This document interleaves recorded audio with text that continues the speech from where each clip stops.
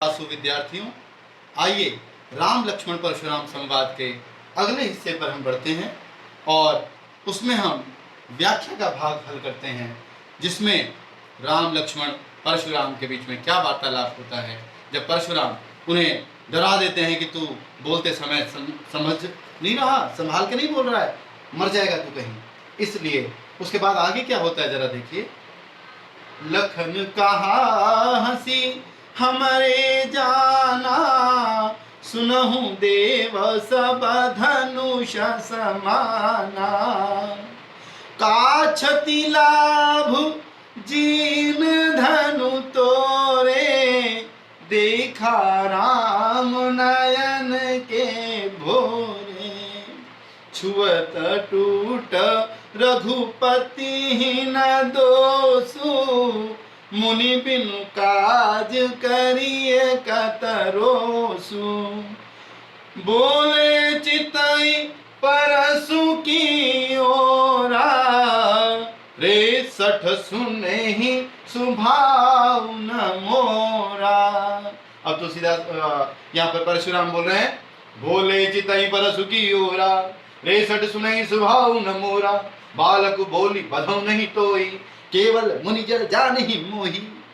बाल ब्रह्मचारी अति कोहि, विश्व विदित क्षत्रिय कुल द्रोही। भुजबल भूमि भूप विनुकीनी, विपुल भार मही देवन नीनी। सहस बाहु भुज छेदन हारा, परसु विलोकि महीप कुमारा। मातु पिता ही जनि सोच बस, बोलत करसि महीष किशोर। गर्भन के अर्भक दलना, परसु मोर अति घोर। अब इसकी व्याख्या देखिए। लखन कहा हंसी हमरे जाना, लखन कहते हैं हंसी, हंस करके कि हमने जाना, हमने तो ये सोचा था। हंस करके कहते हैं सुनो देव सब धनुष समान, कि हे देवता, हे ब्राह्मण देव, सभी धनुष एक समान होते हैं। जब एक समान होते हैं तो का क्षति लाभ, फिर कौन सी क्षति, कौन सी हानि है, कौन सा लाभ है। जून जीर्ण पुराने धनुष को तोड़े तोड़ने पर, देखा राम नयन के घोरे। राम ने उनको ऐसे आंखें थोड़ा सा घुर्राते हुए देखा। भाई लक्ष्मण क्या कर रहा है तू, क्यों क्यों मुनि को भड़का रहा है। फिर भी लक्ष्मण छेड़ते जा रहे हैं, व्यंग्य करते जा रहे हैं। कहते छुअत टूट रघुपति ही न दोष, ये तो छूते ही टूट गया, इसमें रघुपति जी का दोष नहीं है। मुनि बिनु काज करिए कतरोसु, हे मुनि देव बिना मतलब है, बिना काम के करिए, क्यों कर रहे हैं। कत मतलब क्यों, रोषु रोष, बिना मतलब के गुस्सा क्यों कर रहे हैं।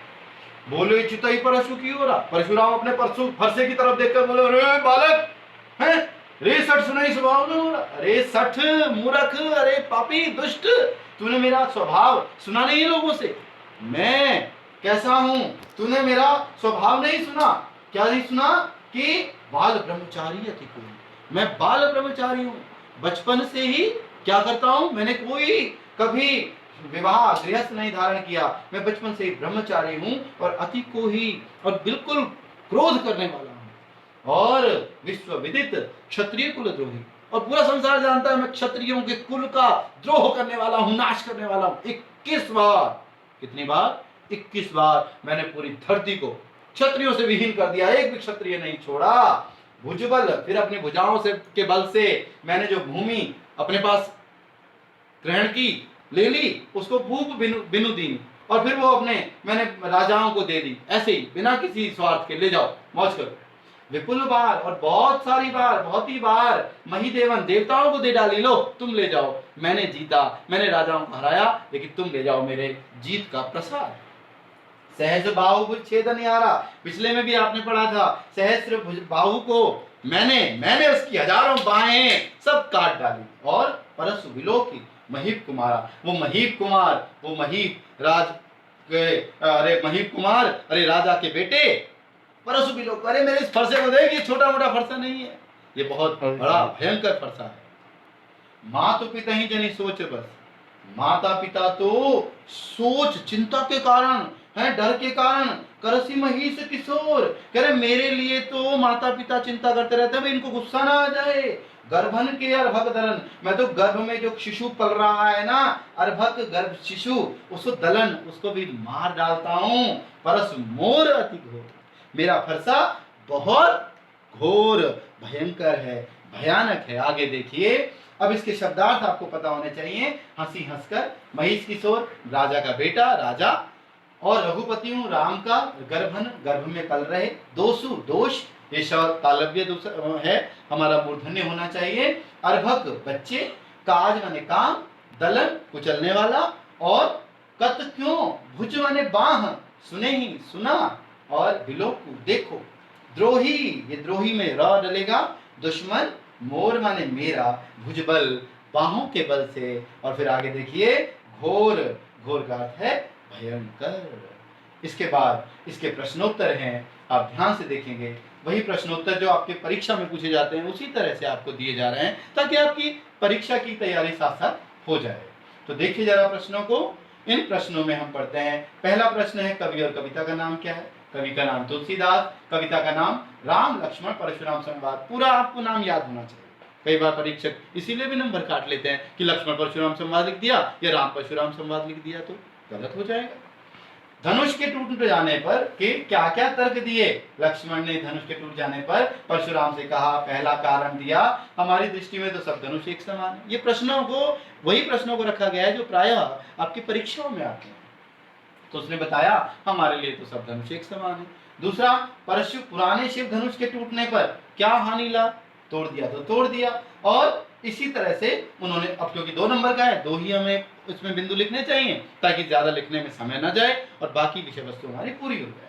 काव्यांश में परशुराम ने अपने विषय में क्या क्या कहा, ये बहुत जरूरी है, आपको पता होना चाहिए। परशुराम ने कहा, मैं बाल ब्रह्मचारी हूँ, मैं महाक्रोधी हूँ, मैं क्षत्रियों के कुल का संहारक अर्थात उनको मारने वाला, खत्म करने वाला हूँ।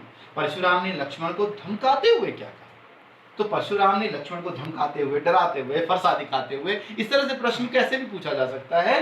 3 अलग अलग ढंग से प्रश्न हो तो भी उत्तर एक ही होगा कि मैं निरा मुनि नहीं हूं। ऐसे तुम मत सोच मैंने जटाएं धारण की हुई है, माला पहनी हुई है तो मैं सिर्फ मुनि हूं। अरे मैं सिर्फ मुनि नहीं हूं, मैंने अनेक बार, 21 बार इस पृथ्वी को क्षत्रियों से विहीन कर दिया। कोई क्षत्रिय नहीं छोड़ा पूरी पृथ्वी पर। मैंने सहस्र बाहु से लोहा लेने में समर्थ हूं। ये वो सहस्र बाहु है जिसने रावण को हरा दिया।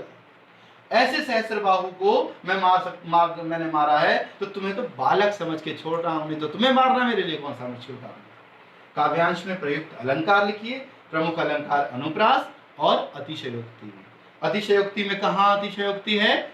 जहां पर वो बार बार अपनी बड़ाई कर रहे हैं परशुराम। तो देखिए अगला पढ़ते हैं हम। अब इसका आपने पढ़ना सीख लिया है, इसका हम सीधा व्याख्या करें। विहसी लखन बोले मृदुवाणी। अब लखन जो है हंस करके उनके बात का जवाब देते हुए मृदुवाणी, कोमल वाणी में बोले। अब ये कोमलता भी कौन सी है? व्यंग्य वाली है। ओहो मुनीसु, अरे मुनिदेव, हमने महाभट मानी। भाई हम तो महाभट समझ रहे थे आपको, आप तो बहुत बड़े योद्धा हैं, हमने तो ये समझ लिया था। लेकिन क्या मुनि पुनि पुनि मोहि दिखाओ कुठार है, बारंबार मुझे अपना कुठार दिखा रहे हैं, फरसा दिखा रहे हैं, जैसे चहत उड़ावन फूंक की पहाड़। ऐसा लगता है मानो आप पहाड़ को फूंक मारकर उड़ाना चाहते हैं। तो फू उड़ गया पहाड़, लो मैं भी उड़ गया। बच्चे जैसे शरारत करते हैं, लक्ष्मण भी शरारत कर रहे हैं। किनके साथ? परशुराम के साथ। यहाँ कुंभड़पतिया कोई नहीं, यहाँ कोई कुंभड़पतिया, यहाँ कोई कोमल नहीं है। कोई कुंभड़पतिया, कोमल वो वृक्ष जो होता है, कोमल फूल जो होता है, वो कोई नहीं है। निर्बल नहीं है, कमजोर नहीं है कोई। ये तर्जनी देखी मर जाएंगे। तर्जनी होती है बेटा ये वाली उंगली, इसको हम तर्जनी कहते हैं, इसको मध्यमा कहते हैं, इसको अनामिका, और ये कनिष्ठिका, और ये आप सब जानते हैं अंगुष्ठ या अंगूठा। तो जो तर्जनी देखकर, जब हम गुस्से में होते हैं तो ये उंगली दिखाते हैं। ये तर्जनी देख करके मर जाने वाले नहीं है हम लोग, राम लक्ष्मण है हम लोग।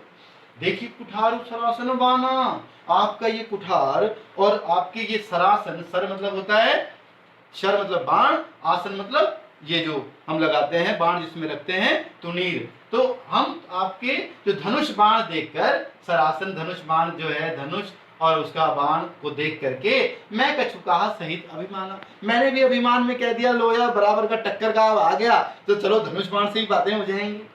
भृगुसुत समुझी जनेऊ बिलोकी, जो कछु कहूं सहम ऋषरोकी।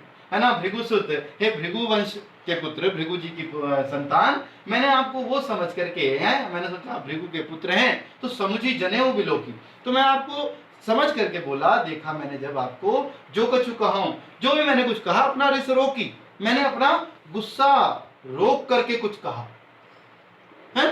तो कहते हैं मैंने कुछ गुस्सा रोक करके कहा, सुर महिसुर। लक्ष्मण कह रहे गुस्सा मुझे भी आ रहा था पर मैंने गुस्सा छोड़ दिया कि यार मुनि की संतान हो, क्या करें। क्यों? क्योंकि हमारा नियम है, रघुवंश का ये नियम है। क्या नियम है? सुर महिसुर हरिजन अरु गाई।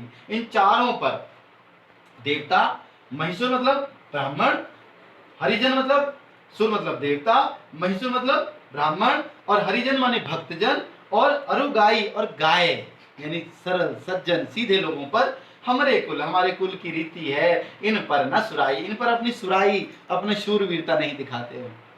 बंधे पापू, अच्छा इनको हम बांध लें तो भी हमें पाप चढ़ता है। बांध